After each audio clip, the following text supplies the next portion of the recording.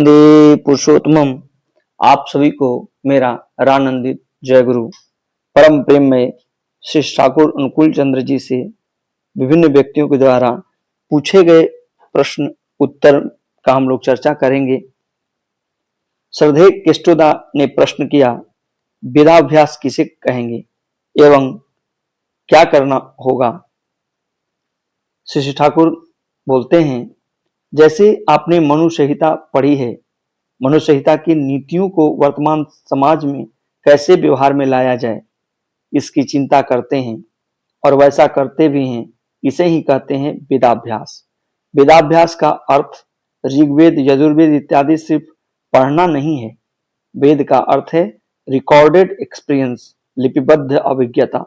वेदाभ्यास का अर्थ है उस अभिज्ञता को जानकर कार्य में लगाना। आलोचना प्रसंग प्रथम खंड पृष्ठ संख्या 55। अगला प्रश्न, राजशाही से एक भाई आए हैं, वे बेकारी की परिस्थिति में हैं, इसका समाधान चाहते हैं।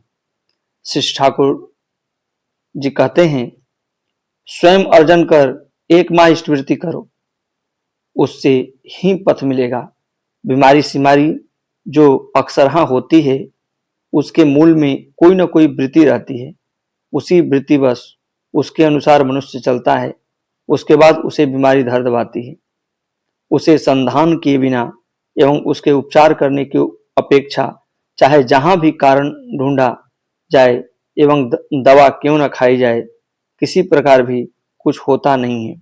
कारण को बिना दूर किए दवा बंद होते ही पुनः वह बीमारी धर दबाती है। आचरण ठीक रहने पर बहुत सी बीमारियां दूर हो जाती हैं। दवा शरीर को उपयुक्त बनाने में सहायता करती है।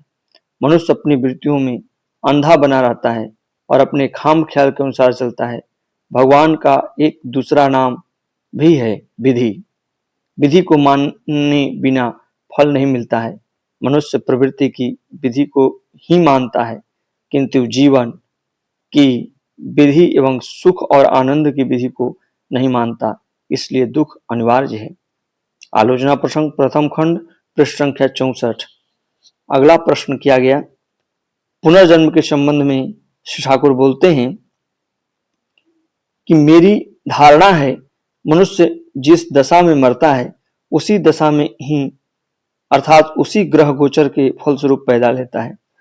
एक व्यक्ति के जन्म लग्न को उलटकर अर्थात रिवर्ट कर देखने से उसके पूर्व जन्म के विषय में जाना जा सकता है। किस पॉइंट बिंदु से रिवर्ट उल्टा करना होगा उसे अच्छी तरह जानना होगा। गोपाल ने मुझे कहा था, आपका भी उलटने पर रामकृष्ण का जीवन होता है, उसके पहले बुद्धदेव का जीवन मिलता है इत्यादि। मैंने मना किया कि ऐसी बात नहीं कहनी चाहिए। लग्न मानो सूर्य की तरह उठता है। एक ही स्थान पर हूबहू एक लग्न में दो व्यक्ति जन्म ग्रहण नहीं कर सकते हैं।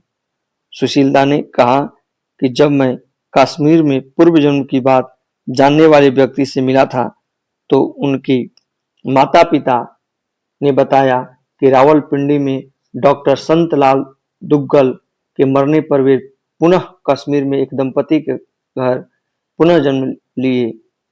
वह दंपति डॉक्टर संतलाल दुग्गल के मित्र थे एवं उनकी चिंता करते हुए मिलन हुए थे। आलोचना प्रसंग प्रथम खंड पृष्ठ संख्या 66 एवं 68। अगला, श्री ठाकुर जी कहते हैं, मैंने जी जान देकर मनुष्य के लिए किया है और मनुष्य ने भी जी जान देकर मुझ पर अत्याचार किया है। मैं अपना कार्य करते जाता था, मेरा उसमें कुछ भी स्वार्थ नहीं था। ऐसा कर उन्होंने सबसे अधिक अपनी ही क्षति किया है। इसका मुझे बहुत अफसोस है। केष्टोदास किसी व्यक्ति से अपमानित होकर मेरे निकट आया तो मैंने कहा, तुम मेरी बातों पर चलो तो देखोगे ब्राह्मण लोग भी तुम्हारी भक्ति करेंगे। मेरी बातों के अनुसार चलने पर वास्तव में ऐसा हुआ भी। ठाकुर ने हंसते हुए कहा, मैं ऐसे एक व्यक्ति के विषय में जानता हूँ जो मुझे विष खिलाकर खुश हो सकता है। गोपाल एवं दुर्गाचरण चले गए, मैं भी चला जाऊंगा, किंतु परमपिता की दया से उनका कार्य चलता ही रहेगा। आलोचना प्रसंग प्रथम खंड पृष्ठ संख्या 69। अगला श्री ठाकुर बोलते हैं, ध्यान का अर्थ है अनुराग मुखर इष्ट चिंतन, इष्ट स्वार्थ और इष्ट प्रतिष्ठा का परिपोषक बनाकर अंदर बाहर जो कुछ है उसका नियंत्रण, सामंजस्य और समाधान करना। इस प्रकार चिंता कर बुद्धि को स्थिर करते हुए कार्य करना, उससे ही ध्यान सार्थक होता है, उसमें ही तो चरित्र का विन्यास होता है। आलोचना प्रसंग प्रथम खंड पृष्ठ संख्या 77।